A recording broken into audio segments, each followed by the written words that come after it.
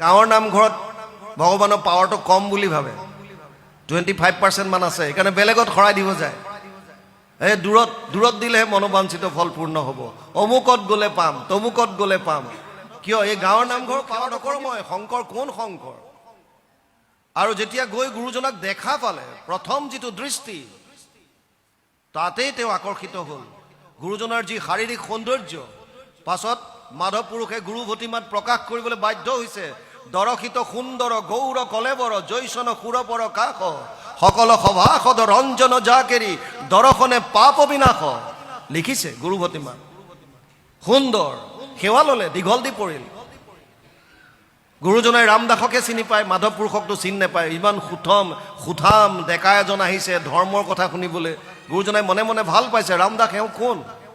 আৰু চিনাকি দিলে চিনাকিত ওলাল নিজৰ পৰিয়ালৰে মনুবাই ল'ৰা মনুবাই ল'ৰা কি নাম তোমাৰ মাধৱ মাধৱ বহা বহা তোমাৰ গাত গা লাগিলেও মই চিনি নাপালোহেঁতেন কোৱাচোন কিয় আহিলা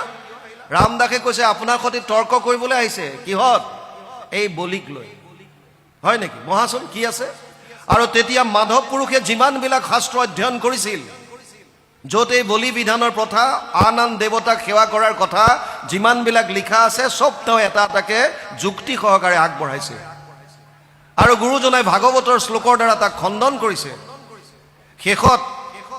গুৰুজনাই ভাগৱতৰ পৰা এটা শ্লোক উচ্চাৰণ কৰিলে যথা তৰুৰ মূলে নিচেচানে ন তৃপ্যন্তি তদ স্কন্দ ভুজ উপশাখা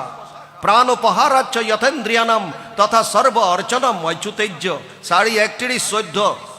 চতুৰ্থ স্কন্ধ 31 নম্বৰ অধ্যায় 14 নম্বৰ শ্লোক ভাগৱত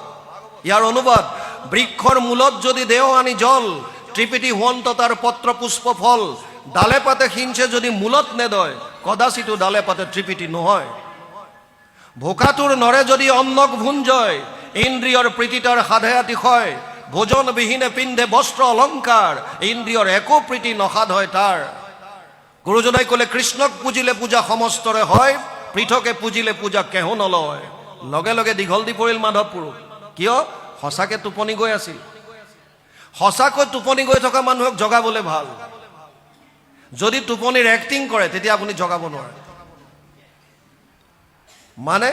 মানে সঁচাকে যদি সঁচাকে টোপনি গৈ আছে তেতিয়াহ'লে আপুনি অকণমান মাতি দিলে ই সাৰ পাব খক মোক কিয় মোক মাতিছিলা কিয় কিন্তু যদি টোপনিৰ এক্টিং কৰে তেতিয়া আপুনি যিমান মাতিলেও নুশুনা ভাও ধৰিব কিবা কৰিব সেইটোৱে হৈ আছে সমাজত জনাত চবেই জানে এনেকুৱা কোনো নাই যে কলিযুগৰ পৰম ধৰ্ম হৰিনাম চবেই জানে কিন্তু বহুতে টোপনি ভাও ধৰে শাস্ত্ৰটো পাইছে গীতা শাস্ত্ৰৰ উত্তম গীতা ভাগৱত দুইখনে এক শৰণৰ কথা কৈ আছে তথাপিতো আমি ল'ব নোৱাৰো গ্ৰহণ কৰিব নোৱাৰো বাৰু যি কি নহওক মাধৱ পুৰুষে যেতিয়া গম পালে সেৱা ল'লে গুৰুজনাই সুধিলে মাধৱ তুমি এবাৰ সেৱা কৰিছিলা আকৌ কিয় কৰিলা আৰু তেতিয়া ক'লে যে হে গুৰুদেৱ আগতে আপোনাক মই শিৰোমণি ভূঞা হিচাপে সেৱা লৈছিলোঁ আৰু এতিয়া আপোনাক মই আধ্যাত্মিক গুৰু হিচাপে সেৱা ল'ব বিচাৰিছোঁ মোক শৰণ দিয়ক মোক কিয় তেওঁ বুজি পালে তত্ত্বটো সেইকাৰণে সৌনকে 5,500 বছৰ আগতে প্ৰশ্ন কৰিছিল ভুৰি কৰ্মাণি শ্ৰুতব্যানি বিভাগস অত সাধু অত্ৰ যত সাৰম সমুদ্ৰিত্য মনীষয়া মাম ব্ৰূহি শ্ৰদ্ধানানাম যেন আত্মা সম্প্ৰসিদ্ধতি 1:11 প্ৰথম স্কন্ধ প্ৰথম অধ্যায় 11 নম্বৰ শ্লোকত সৌনকে প্ৰশ্ন আগবঢ়াই দিলে হে সুতমুনি শাস্ত্ৰ বহুত আছে আৰু কৰ্ম বিভিন্ন কৈছে কৰবাত যদি যাগ যজ্ঞ পূজা পাতল কৰবাত জপ তপ তীৰ্থ কৰবাত বলি কৰবাত আন কৰবাত কিবা কাৰো লগত কাৰো মিল নাই সেইকাৰণে তুমি যিহেতুকে শাস্ত্ৰজ্ঞ সমস্ত শাস্ত্ৰৰ সাৰ মৰ্ম উদ্ধাৰ কৰি কলিযুগৰ মানুহৰ শাৰীৰিক আৰু মানসিক সামৰ্থ্যতাৰ প্ৰতি লক্ষ্য কৰি সহজভাৱে এটা ধৰ্ম আমাক বুজাই দিয়া যাতে আমাৰ আত্মাৰ পৰম শান্তি লাভ কৰিব পাৰো আৰু তেতিয়া সুতমুনিয়ে কৈছে চিন্তা কৰিব নালাগে মই এনেকুৱা এটা উপায় দি যাম যিটো উপায় অৱলম্বন কৰি ৰজা পৰীক্ষিতে 7 দিনত পৰম গতি লাভ কৰিলে মই এনেকুৱা এটা উপায় দি যাম যিটো উপায় অৱলম্বন কৰি ৰজা খতাংগই 2 দণ্ডত পৰম গতি লাভ কৰিলে আৰু তাৰ পাছত ভাগৱত কোৱা আৰম্ভ হৈছে সুতমুনিয়ে কৈছে সবে পুমসাম পাৰো ধৰ্ম যত ভক্তি ৰধোক্ষ যে অহেতুকি অপ্ৰতিহত যেন আত্মা সম্প্ৰসিদ্ধতি 1:2-6 প্ৰথম স্কন্ধ দ্বিতীয় অধ্যায় 6 নম্বৰ শ্লোক ভাগৱত তাত কৈছে হে সৌনকাদি ঋষি সমস্ত একে আখাৰত ক'বলৈ গ'লে কলিযুগৰ পৰম ধৰ্ম এটাই, আৰু সেইটো হৈছে কৃষ্ণত একান্ত ভক্তি। এই আমি কোৱা নাই, ভাগৱতৰ 1ম স্কন্ধ 2য় অধ্যায় 6 নম্বৰ শ্লোকত লিখা আছে। কলিযুগৰ পৰম ধৰ্ম হৈছে কৃষ্ণত একান্ত ভক্তি, কিন্তু তাত চৰ্ত দুটা লগাই দিছে, অহেতুকী আৰু অপ্ৰতিহত। অহেতুক মানে হেতু নথকা, নিষ্কামভাৱে।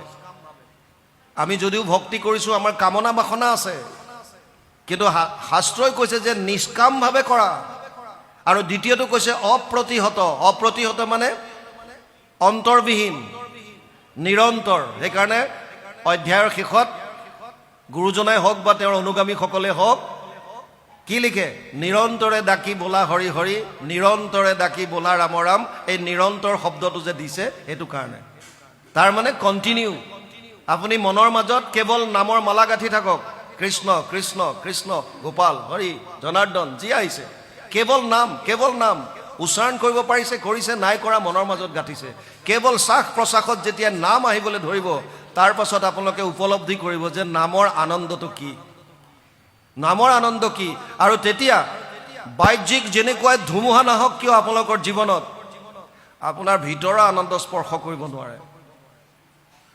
সেইকাৰণে নাম ল'বলৈ আৰম্ভ কৰক।